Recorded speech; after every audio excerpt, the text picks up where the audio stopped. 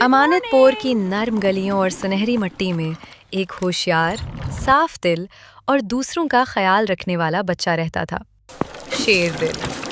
وہ ابھی عمر میں چھوٹا تھا مگر سمجھ میں سب سے بڑا۔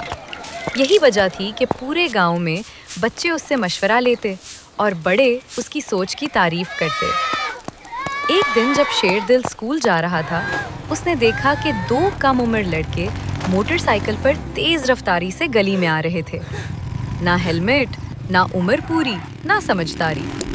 موٹر سائیکل کے ٹائروں سے اڑتی مٹی گلی میں شور مچا رہی تھی اور لوگ گھبرا کر ایک طرف ہو رہے تھے۔ ایک بڑا آدمی بھی اسی لاپرواہی سے بغیر ہیلمٹ موٹر سائیکل چلاتا دکھائی دیا اور گاؤں کے بچے اسے دیکھ کر متاثر ہو رہے تھے۔ شیر دل نے دل ہی دل میں سوچا، جب بڑے مثال غلط دیں گے، چھوٹے کیسے سیکھیں گے؟ اسی شام شیر دل نے گاؤں کے بچوں کو اپنے پاس بٹھایا اور نرم آواز میں سمجھانے لگا، سنو، موٹر سائیکل ایک ذمہ داری ہے۔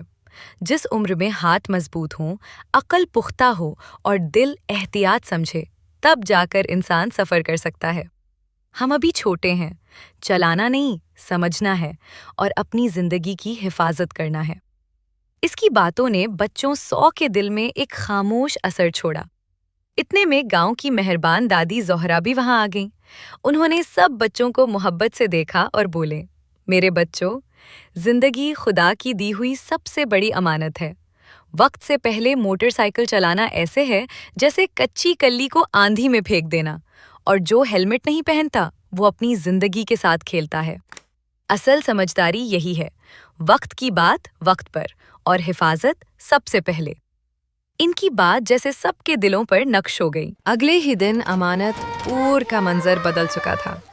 وہی بچے جو کل تک موٹر سائیکل مانگتے تھے، آج اسکول، کھیتوں اور میدانوں میں سکون سے پیدل چل رہے تھے، کھیل رہے تھے، مگر کسی نے بھی موٹر سائیکل کو ہاتھ تک نہ لگایا۔